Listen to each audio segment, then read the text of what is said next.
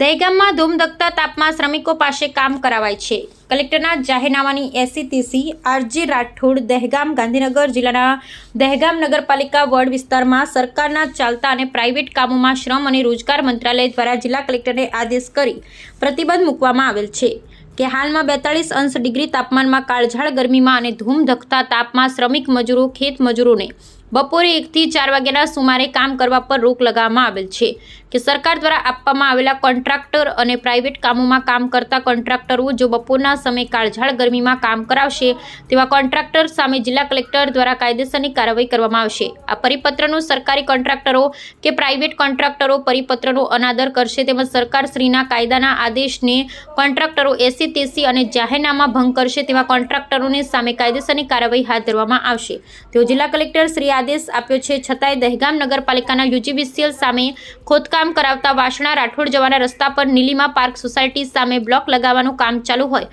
તેમજ community hall સામે ખોદકામ કરાવતા શ્રમિકો કેમેરા કેદ થયેલા કોન્ટ્રાક્ટરોએ જાહેરનામાનો ભંગ કરનારા સામે કાયદેસરની કાર્યવાહી હાથ ધરવી જોઈએ, તેથી કોઈ કોન્ટ્રાક્ટર અનાદર કરે નહીં।